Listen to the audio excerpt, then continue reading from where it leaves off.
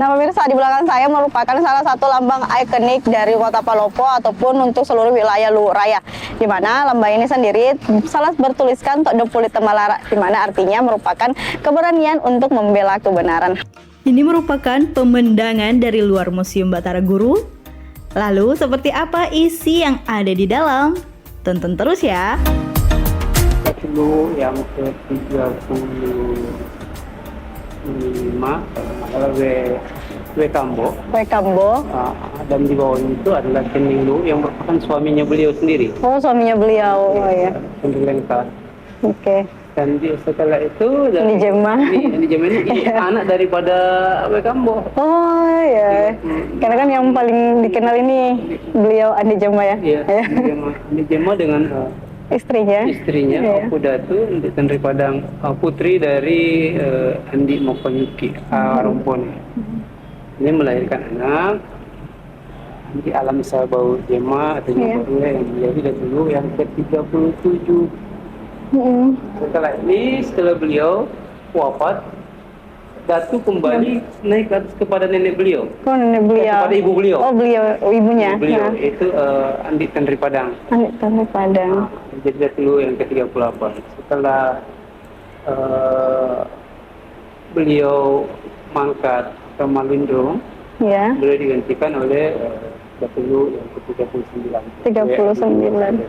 Ke Tanah Lu. Ini yang diterima sama Andi Jemah. Oh, Andi Jemah yang terima ini. Oke. Ini dengan pertemuan raja-raja di Bone. Ya. Ini bersama dengan Jenderal Ahmad Haris Nasution. Ya. Kasat. Ini kondisi di istana ya? Di istana. Pada waktu itu bersamaan di Pangeran Petarani. Dan ini adalah beliau Andi Makulau Barbata tadi. Oh, yang itu. Kondisi Luwu Kota Palopo pada zaman dulu. Ini adalah ilustrasi dari lukisan Saweri Gading. Oh, jadi ini ilustrasi Saweri Gading.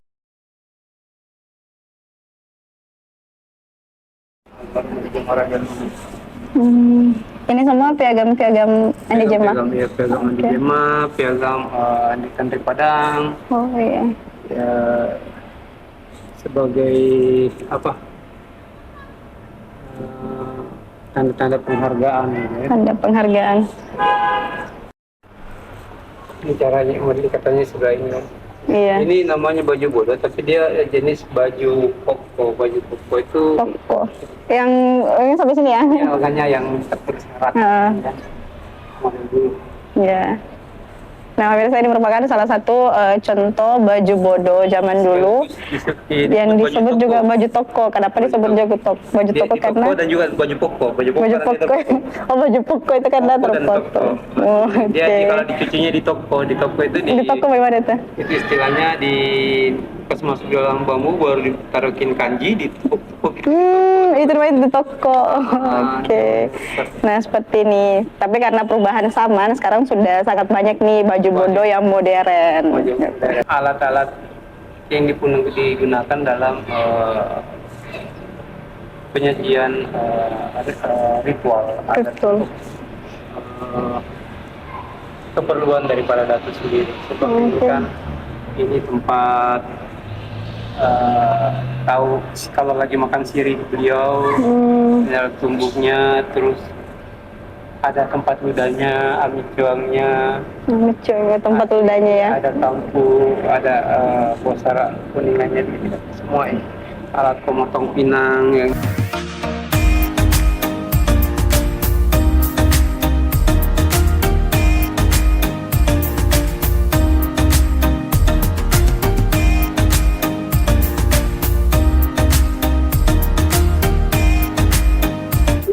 memang dahulu sudah ada ikatan dengan negara asing. Kalau dulu sebut negara lain, negara-negara lain. Oh, negara lain ya. Atau kerajaan-kerajaan lain di Nusantara ini atau di wilayah Asia.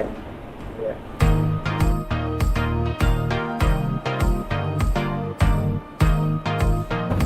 Ini disebut Sinangke. Sinangke sama badik yang kebanyakan dipegang oleh pemangku-pemangku adat zaman dahulu. Nah, sedikit nih Opo yang menarik. Kenapa penutupnya tuh harus warna kuning gitu? Biasa kan kayu atau apa gitu. Sebenarnya ini kayu, cuma dia ditutup dengan kain kuning. Namanya kemasan, karena kemuliaan intinya. Jadi badik atau pusaka itu dibungkus seperti itu merupakan sesuatu yang harus mengingatkan kita akan tugas-tugas kemuliaan, bukan menjadi alat untuk bunuh, bukan untuk alat untuk perang, untuk apa dan sebagainya. Tidak berfungsinya seperti itu saja, tapi lebih kalau zaman kekinian lebih banyak berfungsi sebagai alat kontrol gitu. Ini namanya Dan untuk kainnya. kain putih. Ini Tandrasula. Apa namanya tadi Opo? Ini payung kuning namanya Tandrasula yang Tandrasula. kain. Itu Payung ada kuning maknanya Opo? Sebenarnya ada. Semua ada. Ini tapi kalau payung kuning ini dipergunakan oleh batu. Nah, Oh, ratu. cuman seseorang dulu itu datu pemimpin orang dulu bukan dipayungi, Bukan di payung. tapi mereka lah yang harus memayungi masyarakatnya, memayungi semua apa yang ada di Iya. Makanya dalam kirab keraton itu payung ini tidak tidak memayungi datu luhur, tapi dia berada di depan, baru besi paka baru payung, baru datu. Nah, payung datu disebut lelung. Lelung. Oh. Cuman ini dipergunakan turun, tanda bahwa datu ada turun ketika payung kuning ada, itu turun ke lapangan, tanda bahwa datu ada. Oh, jadi kalau misalkan payung kuning ada di lapangan, tandanya datu lu ada, gitu. Iya, itu proses datu. Prosesi untuk datu. Untuk datu. Ah. Tapi kalau tanda datu ada, itu adalah besi paka adanya ini. Payung kuning untuk ke payung merah itu proses adalah datu menjadi pajung. Pajung. Jadi seorang pajung itu sudah pasti datu, tapi datu Belum tentu jadi pajung. Nah, pajung ini artinya apa sih, Om? Pajung ini adalah proses datu untuk diangkat menjadi pajung itu adalah mengalami sebuah proses dimulai dengan adanya tanda-tanda alam atau tanda alam. Jadi tidak serta-merta bahwa datu itu kalau dia mau jadi pajung harus jadi pajung gitu, langsung jadi pajung, tidak. Karena untuk sampai di pajung itu datu harus mengalami proses kontemplasi diri, proses ritual yang dimulai dari pelaksanaan proses itu dimulai dari pelepasan baju di tanah Bangkala, di tanah Salepoe dan sebagainya, seterusnya sesuai dengan catatan bahwa datu harus tidur di lokasi tersebut yang disepakati tanah Bangkala ke tanah Salepoe itu dengan jumlah hari yang ditentukan, gitu ya, dengan tidak menggunakan baju ataupun yang tidak boleh makan yang enak. Oh, itu syaratnya. Tidur untuk berbantalkan batok kelapa dan sebagainya.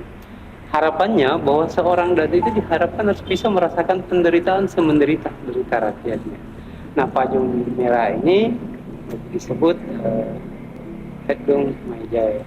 Tedung Ya, payung merah ini dipergunakan lebih konteks jamak. Berarti ketika datu sudah menjadi pajung, hidupnya sudah lebih 90% adalah pengabdian dirinya kepada Sang Pencipta. Oke. Jangan kemana-mana ya, karena setelah ini masih ada yang perlu Anda tahu.